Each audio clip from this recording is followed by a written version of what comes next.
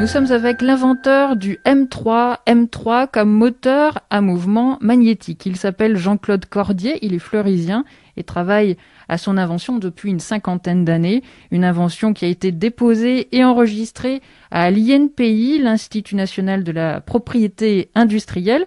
C'était en juillet dernier. C'est un aboutissement, le début d'un grand projet.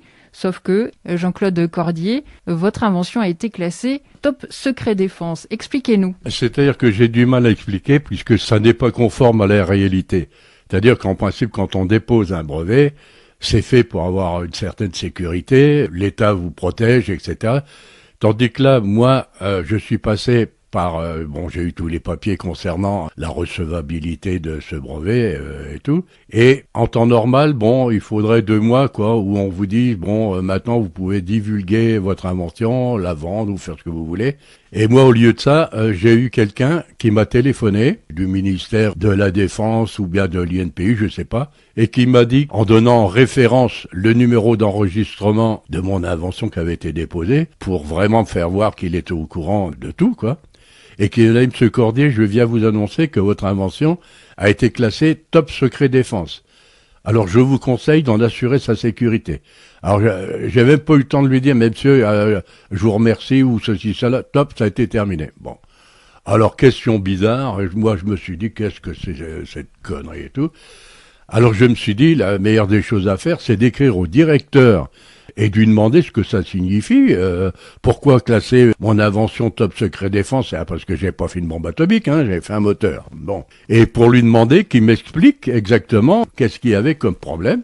Alors, j'ai eu une réponse quelques jours après, par lettre recommandée, en disant que M. Cordier, on ne peut pas répondre d'une façon manuscrite.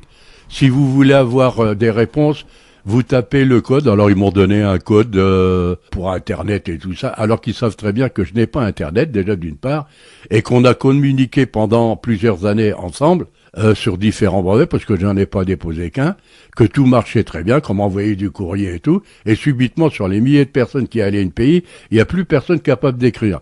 Alors donc là, je me suis dit, il y a un truc qui colle pas. Et puis j'ai essayé de savoir, et j'aimerais savoir qu'est-ce que c'est que cette invention, de mettre mon système, mon moteur que j'ai inventé, top secret défense, comme je sais qu'il n'y a rien de nucléaire là-dedans, ni d'explosifs, pourquoi à me mettre dans les oubliettes, soit. Personne n'est capable de me donner une solution ni quoi que ce soit. Cette invention, pour moi, elle est capitale et énorme. Le M3, moteur à mouvement magnétique. Quel est le principe de ce moteur? Le principe est assez simple, c'est-à-dire, pour faire fonctionner un moteur quel qu'il soit, il faut de l'énergie. Donc moi, mon énergie, qui a toujours été celle-ci, c'est l'énergie magnétique. Parce qu'avec l'énergie magnétique, en utilisant des aimants de nouvelle conception, des aimants qui sont au néodymium, des aimants d'une puissance considérable, en utilisant et en ayant fait concevoir des aimants d'une façon spécifique, parce qu'il faut déjà les travailler d'une façon tout à fait spécialement, le magnétique, ça vous sert à vous donner l'énergie. Cette énergie magnétique vous permet d'obtenir une force avec des aimants d'une puissance qui devient considérable. C'est en fonction de la taille des aimants. Si vous avez des aimants, par exemple, de 10 cm de diamètre dans les mains, vous ne pourrez pas les tenir. C'est impossible. Donc, en se servant de cette force, j'ai réussi à générer et à créer un mouvement qui est entretenu par l'énergie magnétique qui, elle s'épuise pas. Comme j'avais expliqué déjà à certains scientifiques qui critiquaient, mais qui n'avaient aucune connaissance dans ce domaine, que l'énergie magnétique pouvait se conserver à peu près pendant presque un siècle. Et je disais en exemple, vous prenez un vélo de la guerre 14 qui ne sert plus, vous montez dessus, vous pédalez, vous mettez la dynamo, vous avez toujours de la lumière. Donc l'aimant est toujours actif. Là, ça vous permet, le moteur que j'ai conçu actuellement, qui est un moteur à mouvement magnétique, c'est un moteur que vous avez qui génère des puissances différentes selon la taille des aimants que vous avez employés, qui peut être de 50, 100 chevaux, et qui fonctionne d'une façon indéterminée. C'est le projet de votre vie, ce moteur M3. Oui. Vous souhaitez qu'il soit exploité, qu'on le retrouve. Pourquoi? Quand on me dit qu'au ministère de la Défense, il est stocké top secret défense, j'en vois pas l'utilité. Mais chaque fois que j'essaie d'avoir des renseignements, c'est confus, on ne me répond pas, je ne sais pas exactement où il en est. Et moi, ce que je veux savoir, c'est mon brevet. J'en suis le seul propriétaire, c'est moi qui en suis l'inventeur. Je veux que celui-ci me serve quand même au moins à gagner ma vie, déjà, d'une part. Vous souhaitez qu'il soit exploité. Oui, absolument. Pourquoi? Quels sont les intérêts pour la population, pour la nature également. Pour la nature, c'est immense. Maintenant, le moteur par lui-même, quand je vois que vous avez des moteurs, que M. Macron subventionne un coup de milliard, le moteur à hydrogène par exemple, qui pour moi c'est un moteur qui est déjà, pas à exclure tout de suite, mais d'une conception qui va coûter la peau des fesses, et d'une maintenance pratiquement impossible. Moi, mon moteur, puis un moteur qui va vous donner une autonomie sur une voiture qui va pas dépasser les 500 km. Moi, mon moteur, une fois qu'il est conçu, ça vous donne une distance illimitée. Par exemple, je vais vous donner une idée. Vous prenez une voiture conçue par moi avec le moteur qui est le mien, vous le mettez sur déroulement à billes, sur une cale, vous faites tourner cette voiture à 50 km/h et vous le faites tourner comme ça pendant 10 ans. Au bout de 10 ans, vous avez fait 5 600 000 kilomètres. Donc ça vous donne, vous voyez, les capacités de l'autonomie de ce véhicule, puisque l'énergie qui sert à alimenter mes aimants, elle ne se consomme pas. Elle reste en stock. Les aimants au iridium, c'est leur avantage, c'est que les aimants conservent leur capacité magnétique, mais eux déclenchent une force qui est terrible, quoi. Et tant qu'ils auront l'énergie derrière, ils vont fonctionner. Et puis alors, par la suite, ce moteur, quand on voit que dans le monde entier, vous avez à peu près 10 milliards de moteurs qui existent en tout genre, je passe du moteur du lave-vaisselle, de la machine à laver, du frigidaire, de tout ce que vous voulez, des moteurs de voiture, des moteurs de bateau, des moteurs d'avion, tout ça, ça rentre en ligne de compte. Et comme je disais dernièrement à des personnes qui suivent ce dossier, mon moteur, vous le prenez, moi je vous fais, avec la taille, disons, d'un groupe électrogène qui aurait la taille d'un super congélateur, un coffre de congélation, j'arrive à vous faire à peu près 20 kilowatts avec ce coffre. Ce coffre, vous le mettez chez vous dans un pavillon, un appartement, vous avez l'énergie gratuite pour le restant de vos jours.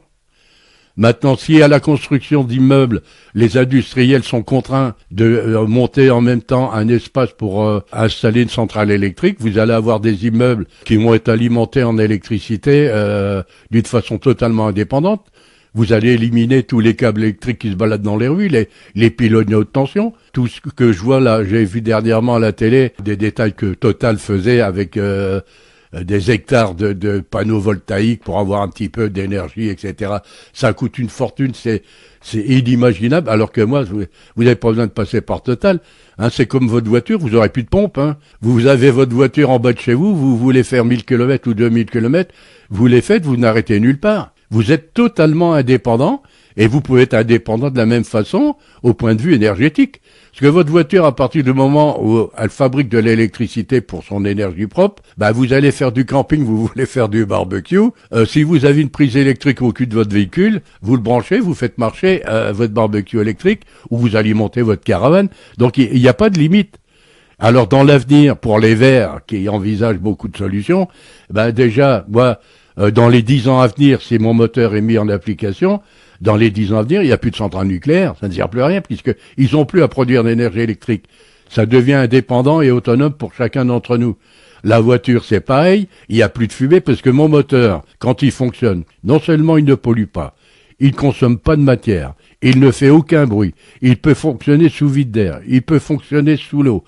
Il a une autonomie qui est totalement indéterminée. Je compte à peu près pour 100 ans, disons 90 ans. Tout ça, ce sont des avantages qui, pour les écologistes, sont gigantesques.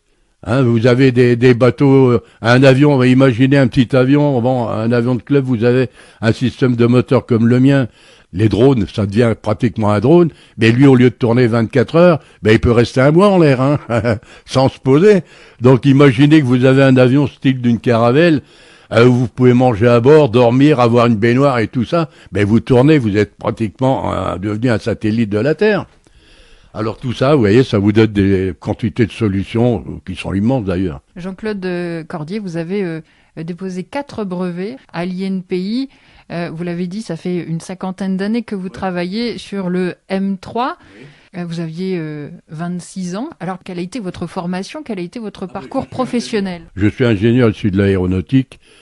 J'ai été pilote moi-même, j'ai fait beaucoup de choses dans ma vie, j'ai été chef d'entreprise, j'ai beaucoup de choses, mais si je m'étale là-dessus, il y en a pour une éternité. Mais j'ai même enseigné, j'ai été prof à l'Horte, hein, il y en a qui m'entendent de l'Horte. J'ai été enseigné la mécanique et le dessin industriel dans cette école. J'étais responsable à l'époque, dans les années 80 des poussières, j'étais responsable du GLAM, l'escale GLAM des avions présidentiels qui était basé à Orly, avec l'escale du GLAM qui était à Villacoublay. Là-dessus, ça m'a enseigné et apporté encore des éléments techniques incroyables, quoi.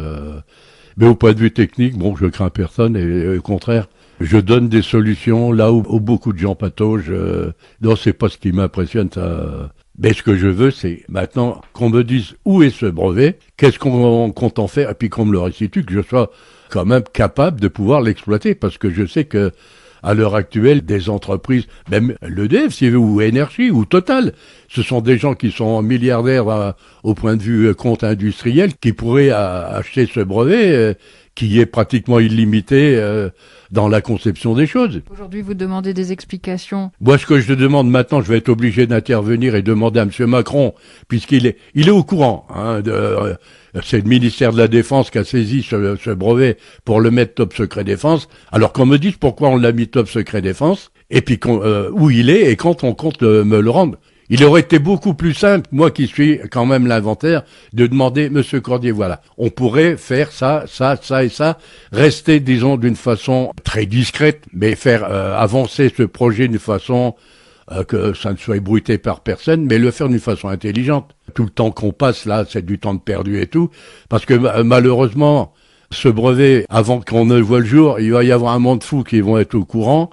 Et ça fait perdre beaucoup de puissance au point de vue industriel, qu'en faisant discrètement les choses avec l'inventeur, et puis je peux mettre quand même les responsables d'entreprise intervenir auprès d'eux pour trouver les finalités, parce que c'est quand même un moteur qui demande beaucoup d'astuces, beaucoup de points de vue techniques, de trucs. Mais enfin, je suis prêt à collaborer avec eux, mais maintenant ça se complique.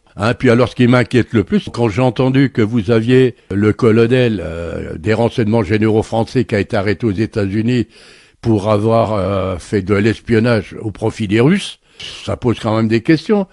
Vous avez certainement entendu à la télévision l'information concernant cette dame qui était industrielle, où 2 agents de l'État, des agents des services secrets français, ont essayé de l'assassiner. Ils sont en prison maintenant, mais enfin, on a bien essayé de le faire, et qui me prouve qu'on va pas venir ici à un accident de voiture ou je sais pas, m'arriver quelque chose à le dossier, parce que maintenant, étant donné qu'il est allié de pays et puis au ministère de la Défense, n'importe qui peut en faire des photocopies, puis en disposer à leur avantage. Donc, je me pose trop de questions et je veux qu'on me réponde. Merci beaucoup, Jean-Claude Cordier, d'avoir répondu à nos questions.